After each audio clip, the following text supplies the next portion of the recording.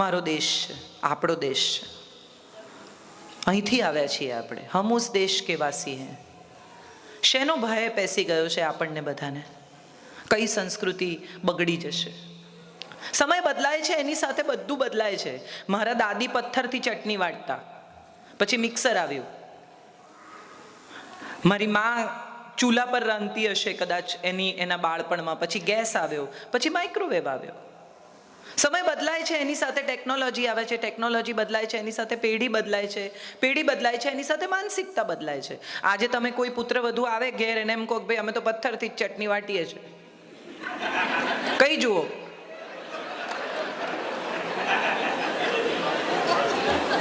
બદલાતા સમય સાથે માણસે બદલાવવું પડે છે.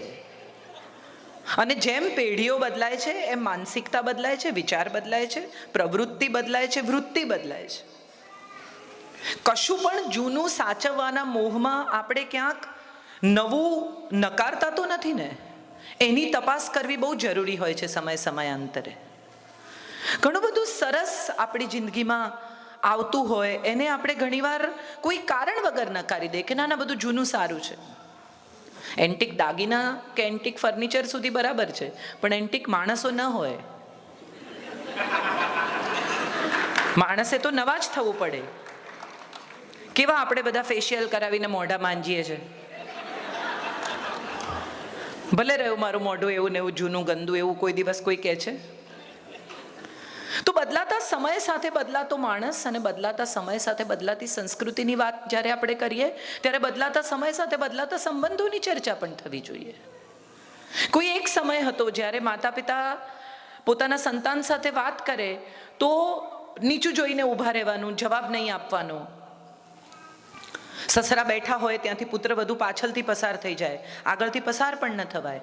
પ્રણામ સર, बहुत बहुत शुक्रिया, आपका आना हमारे लिए बहुत बड़ी बात है सर.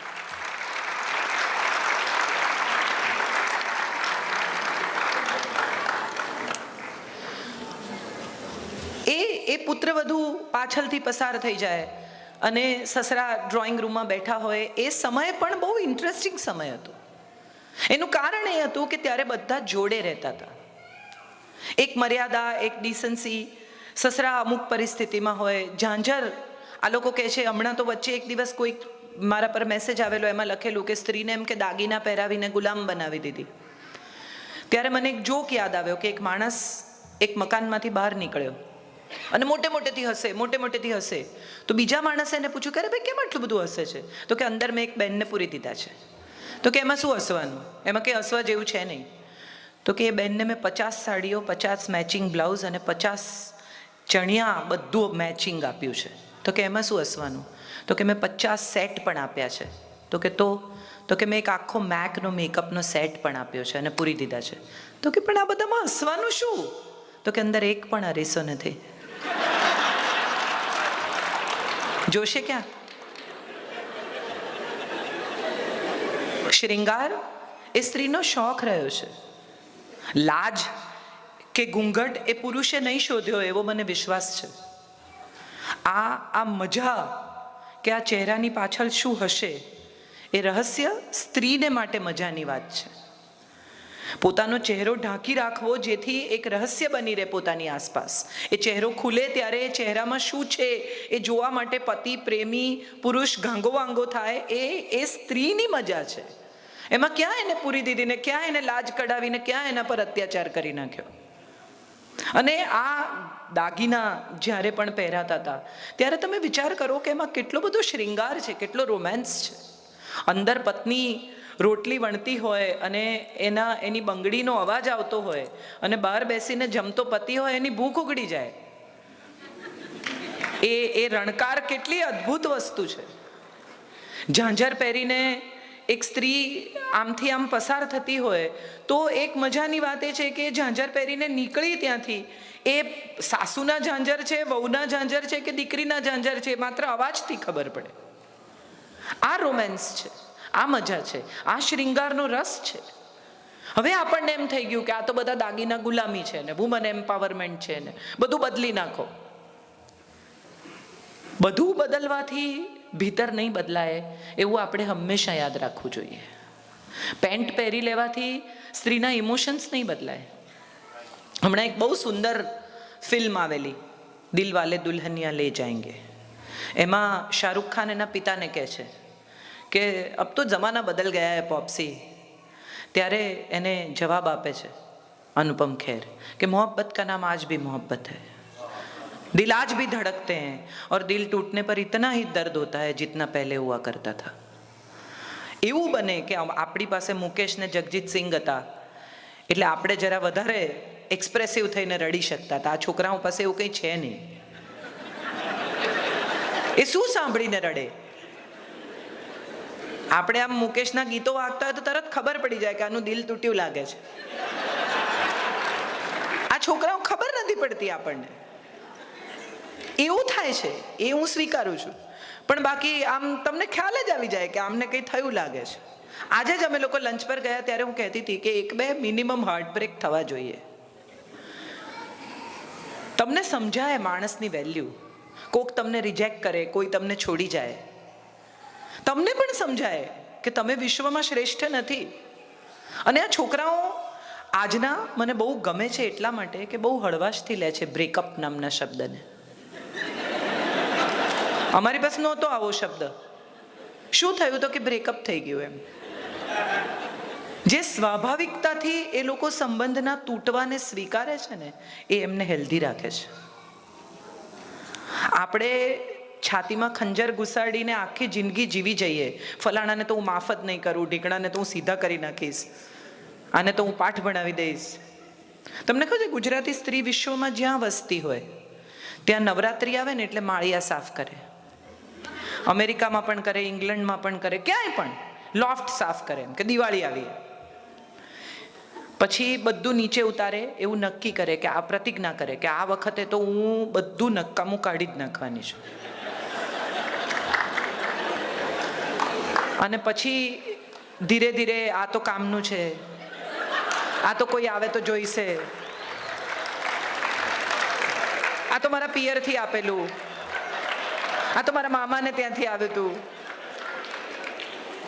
ધીરે ધીરે બધું જેમ હતું એમ સાફ થઈને પાછું ઉપર ચડી જાય. મજાની વાત એ છે કે આપણે આપણા મનના માળિયામાં પણ આવું જ કરીએ છીએ. દર વર્ષે બધું નીચે ઉતારીએ છીએ, એવું નક્કી કરીએ છીએ કે જે નકામું છે એને કાઢી નાખવું છે, પણ કાઢતા નથી. એટલે નવું ભરવાની જગ્યા જ નથી. જેટલું ભર્યું છે એ એટલું બધું છે કે એમાં કશું નવું ભરી શકાય એવી હવે જગ્યા જ નથી. અહીંથી ઇન્ડિયા જાઓ ત્યારે તમે પણ કરતા હશો, અમે પણ કરીએ છીએ. બહારગામથી ઘેર આવીએ ત્યારે ઉપર ચડીને બેગ બંધ કરીએ. કોક હોય જયભાઈ જેવું તો કહેવાનું કે બેસો ને મારે બેગ બંધ કરવી છે એમ. એટલે એટલું બધું ભરીએ ઠાંસી ઠાંસીને, પણ એમાંનું કામનું કેટલું? કેવી મેમરીઝ કે જેને આપણે સાચવવાની છે, કેવા શબ્દો કે જેને ગણી ગણીને પોતાની પાસે રાખવા છે, કેવા માણસો કે જેને યાદ રાખવા છે. તમે કોઈ પણ માણસને અહીંયા બોલાવીને પૂછો કે તમારી જિંદગીના 5 સુખદ પ્રસંગો કહો, અને તમે એમ કહો કે તમારી જિંદગીના 5 દુઃખદ પ્રસંગો, અરે ભાઈ તમે કહો એટલા કહો. કેમ? કારણ કે આપણને કડવાશો બહુ યાદ રહી જાય છે. કોઈએ અપમાન કરેલું, કોઈએ તકલીફ આપેલી, કોઈએ ખરાબ રીતે વાત કરી હતી, એ આપણને તરત યાદ આવે. હું પહેલી વાર મસ્કત ઉતર્યો ને ત્યારે વિઝાનો એટલો પ્રોબ્લેમ થયેલો, એવું જયભાઈને યાદ રહે. પણ ખરેખર યાદ રાખવા જેવું શું છે કે કેટલો પ્રેમ મળ્યો, હાઉસફુલ હતું. આટલા ટ્રાફિકમાં પણ લોકો પોતાનો સમય કાઢીને આવ્યા. અમે એવું યાદ રાખીએ છીએ 2 જણા, એટલે અહીંયા ઊભા છીએ. અમે કોઈ દિવસ એવું યાદ જ નથી રાખતા કે ફલાણે ગયેલા ત્યારે કેટલો લોચો થયેલો, યાદ છે ને? એને બદલે એવું યાદ રાખીએ કે ફલાણે જમવા ગયેલા ત્યારે કેટલી મજા આવેલી. એનું કારણ એ છે કે ખુશ રહેવાના કારણો બહુ નથી હોતા, દુઃખી થવાના ઇનફ કારણો મળી રહે તમને. આ દેશમાં આજે જે વાત કરીને એ બહુ મહત્વની વાત એ રીતે પણ છે કે આપણને બધાને ખોટું બહુ લાગે. આપણે કોઈનું પણ યાદ, દાખલા તરીકે કોઈ ઓડિયન્સમાં બેઠું હોય, મહત્વની વ્યક્તિ હોય, એની નોંધ ન લીધી, તરત એને ખોટું લાગી જાય. કે મારું તો બોલ્યા જ નહીં. હવે આ મારું તો બોલ્યા જ નહીં, ભૂલી ગયા. તમને જોયા, તમારી સાથે વાત કરીએ અગત્યનું છે કે સ્ટેજ પરથી તમને યાદ કર્યા એ અગત્યનું છે. અને મારું તો બોલ્યા જ નહીં માંથી એટલું લંબાય કે માણસને યાદ રાખે જિંદગીભર. ફરી જ્યારે એ સામે બેઠા હોય અને બીજા માણસ સ્ટેજ પર હોય ત્યારે એને વિશે ન બોલે. અને અમારા જેવા લોકોને તો યાદ ન રહે કે અચ્છા તો નોંધ ના લીધી તો કંઈ નહીં, ભૂલી ગયા હશે. એટલે તમે જેને દુઃખ પહોંચાડવા માંગો છો એને દુઃખ પહોંચે છે કે નહીં એ તો નક્કી કરો પહેલા. આ પણ બહુ મહત્વની વાત છે કે હું એનું અપમાન કરીને આવ્યો, પણ આ તો તમારું સુખ છે. એને અપમાન લાગ્યું છે કે નહીં એની તમને ખબર જ નથી. એને તો તમારી નોંધે ન લીધી હોય એવું બને. કૃષ્ણ જાય છે, ફરી એકવાર હું ત્યાં આવું છું વિષ્ટિ કરવા માટે દુર્યોધનની સભામાં. 2 વાર વિરાટ સ્વરૂપ બતાવે છે. એક વાર ડરાવવા ને બીજી વાર ડર ભગાવવા. પહેલી વાર જઈને વિરાટ સ્વરૂપ એટલા માટે બતાવે છે કે દુર્યોધન કહે છે ને કેદ કરી લો. દૂતને કોઈ દિવસ કેદ ન કરાય, તો દૂત થઈને આવ્યા છે. અને ત્યારે દ્રૌપદી જ્યારે જાય છે એ વિષ્ટિ કરવા માટે, ત્યારે એને કહે છે કે તું ભૂલી ગયો, મારા વાળ ખેંચીને લઈ ગયેલા, મને કેટલું અપમાન કરેલું, મારી સાથે કેટલી ખરાબ રીતે વર્ત્યા, દ્યુતમાં એણે ચીટિંગ કરી, આ બધું તું ભૂલી ગયો. અને હવે તું ત્યાં વિષ્ટિ કરવા જાય છે એ લોકો સાથે 5 ગામ માંગવા, શરમ નથી આવતી તને? અને ત્યારે કૃષ્ણ કહે છે, બહુ સરસ જવાબ આપે છે. ને હું માનું છું આ જવાબ આપણા બધાનો હોવો જોઈએ જિંદગીમાં, કે જો હું પ્રયાસ કરી શકું એમ હોઉં અને છતાં હું પ્રયાસ ન કરું તો આવનારા વર્ષો મને માફ નહીં કરે. મારો પ્રયાસ કેટલો સફળ થાય છે એ વિચારવાનો મને અધિકાર જ નથી. આપણે તો પહેલા ગેરંટી જોઈએ છે કે હું જાઉં, પણ પછી એમણે આ પાડવી પડે. એ શું કરે છે એને કરવા દો, તમે શું કરો છો એ તમે નક્કી કરો. એ સ્વધર્મ છે.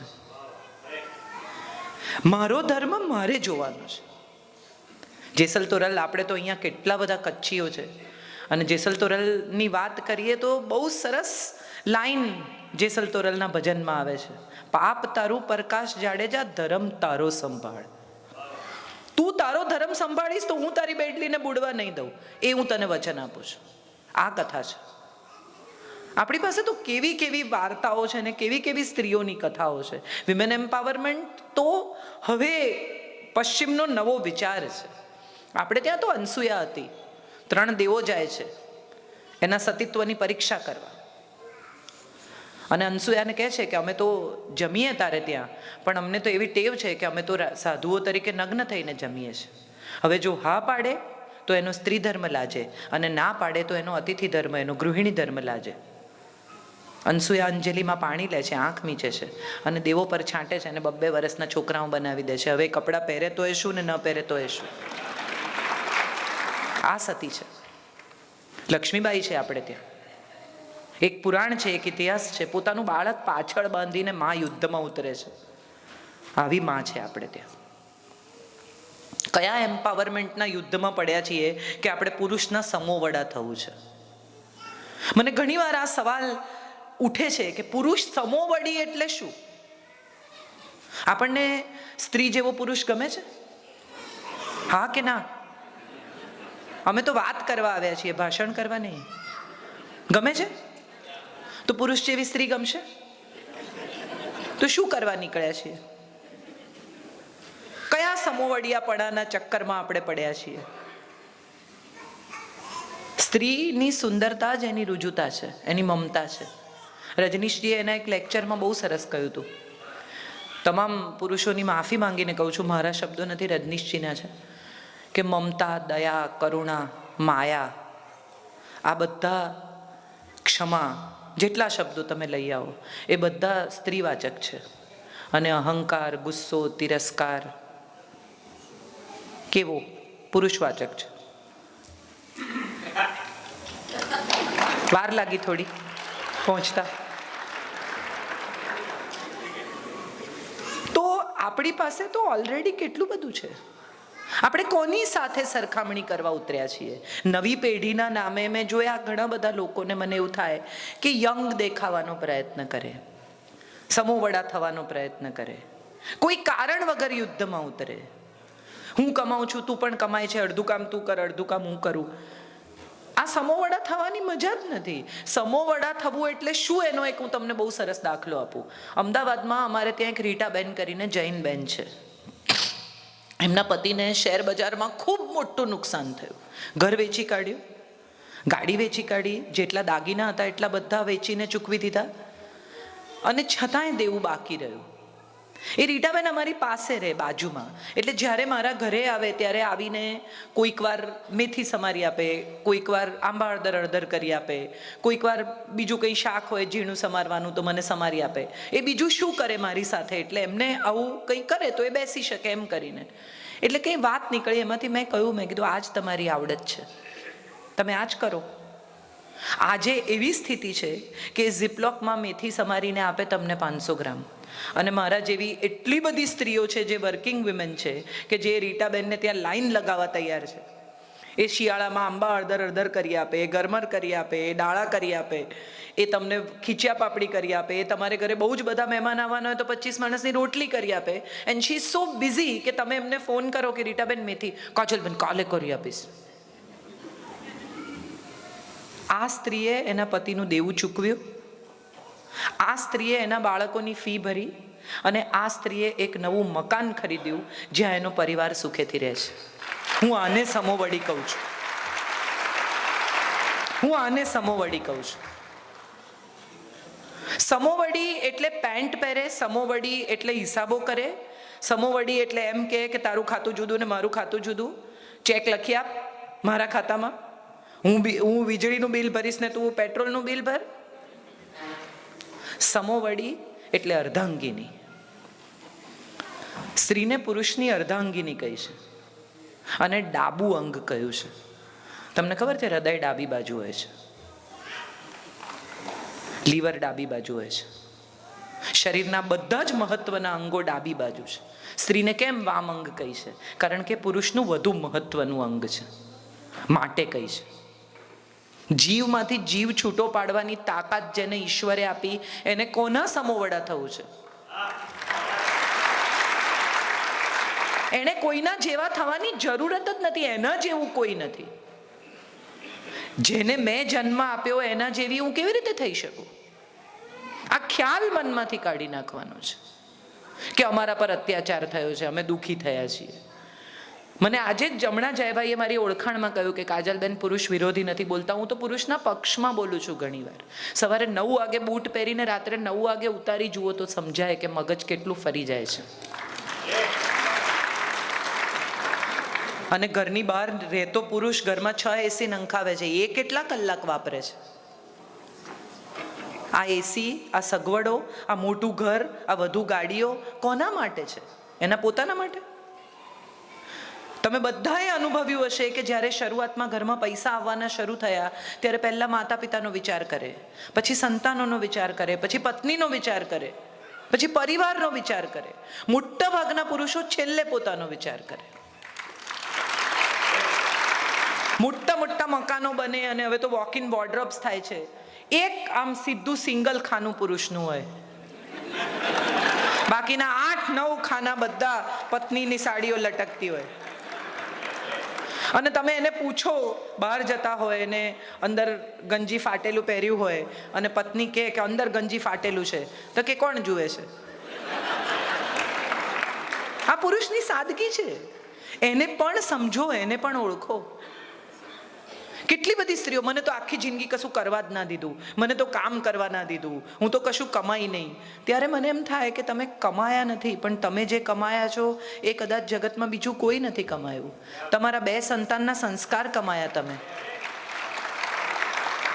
તમે 2 એવા વોટર આપ્યા આ દેશને કે જે સાચો નિર્ણય કરવામાં આ દેશની મદદ કરશે. તમે 2 સારા નાગરિક આપ્યા, 2 અથવા 2 થી વધુ, ફોર ઓલ યુ નો. કારણ કે આમ તો ઋગ્વેદ કહે છે કે તારે 10 પુત્રો થાવ ને પતિ તારો 11મો પુત્ર બની રહો. એટલે એને પણ ધીરે ધીરે તો મોટો તો કરવો જ પડે છે. મારા પર હમણાં એક SMS આવેલો, એમાં લખેલું કે પતિ એવું મોટું થઈ ગયેલું બાળક છે કે જેને સાસુ સાચવી શકતી નથી એટલે તમને સોંપ્યું છે. કે હવે બસ ભાઈ, હવે મારથી નથી સચવાતો, હવે તું રાખ. 11મો પુત્ર કે સાસુનો પુત્ર જે બી હોય, મને ઘણીવાર એવો વિચાર આવે કે આ દેશમાં કેમ સ્ત્રીને ફરિયાદ ઊભી થઈ? કેમ એવું બન્યું કે સ્ત્રીને લાગે છે કે મારા પર કોઈ અત્યાચાર કરે છે? કેમ એવું થયું કે સ્ત્રીને લાગ્યું કે હું પાછળ પડી ગઈ, હું પાછળ રહી ગઈ? એનું સૌથી મોટું કારણ એ છે કે સ્ત્રીએ જ સ્ત્રીનો સાથ ના આપ્યો.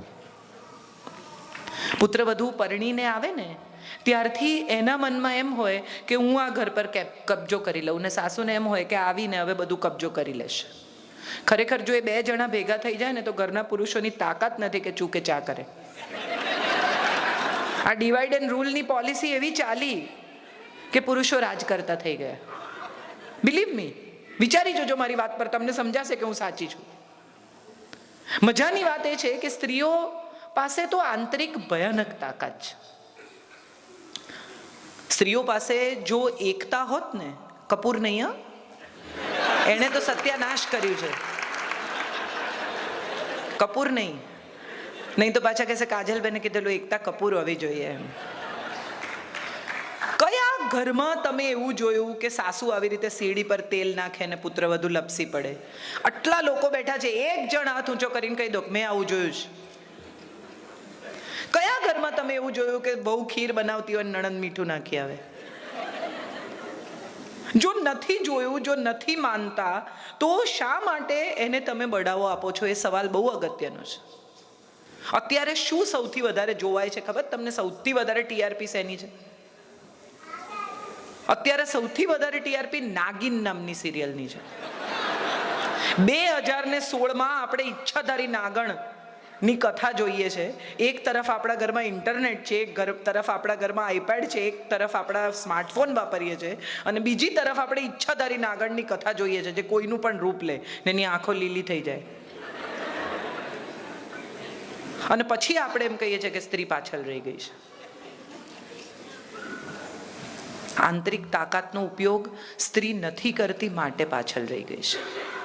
વુમન્સ ડે ઉજવવા માટે બધા ભેગા થાય, વિમેન એમ્પાવરમેન્ટની કથાઓ કરે. કેટલી સ્ત્રીઓ એવું નક્કી કર્યું કે આજે વુમન્સ ડેના દિવસે હું મારા ઘરની બાઈને અથવા મારા ઘરની મેડને અડધો દિવસ રજા આપીશ અને એને કહીશ કે આજે વુમન્સ ડે છે, તું ઘેર જા.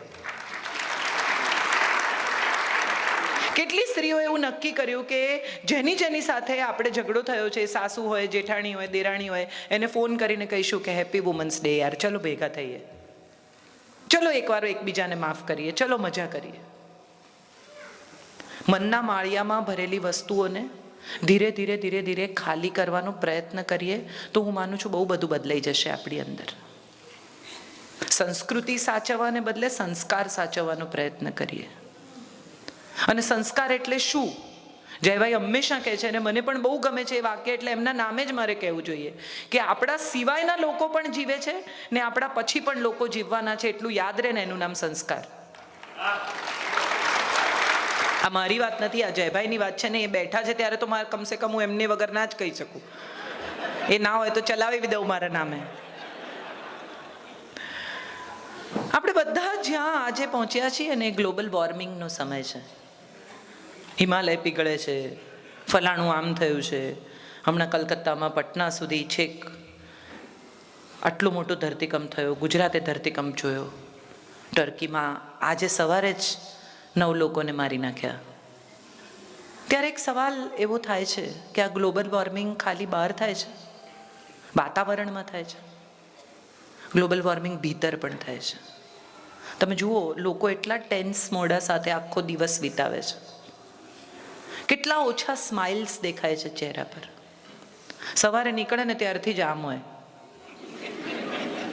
ભમર સંકોચેલી જ હોય. ખુશ રહેવા માટે કંઈ બહુ પ્રયાસ કરવો પડતો નથી. અને તમે એક સ્માઇલ કરો તો શક્ય છે કે તમારી સામેનો માણસ સ્માઇલ કરશે, એ સ્માઇલ કરશે તો બીજો કરશે. આ તો ઇન્ફેક્શિયસ છે. બહુ સુંદર બાબત છે. તમે વિચારી જુઓ કે ગમે તેટલી રૂપાળી છોકરી હોય, ગમે તેટલો બેસ્ટ મેકઅપ કર્યો હોય, ગમે તેટલું સારું ફિગર હોય, પણ જો એનું મોઢું ચઢેલું હોય તો એ તમને રૂપાળી લાગશે? અને શક્ય છે કે થોડી ઓછી રૂપાળી હોય, શક્ય છે કે બહુ સારી હેરસ્ટાઈલ ન કરી હોય, શક્ય છે કે બહુ સારું ફિગર ના હોય, પણ હસમુખી હોય ને તો તમને એની બાજુમાં ઊભા રહેવું ગમે, તમને એની સાથે વાત કરવી ગમે. અને બહુ મજાની વાત એ છે આ દુનિયાની કે તમને એકલો માણસ ક્યાંક બેસીને રડતો હશે ને તો બહુ અજુગતું નહીં લાગે, પણ એકલો માણસ ક્યાંક બેસીને હસતો હશે ને તો એમ થાય ડૉક્ટર બોલાવો હવે.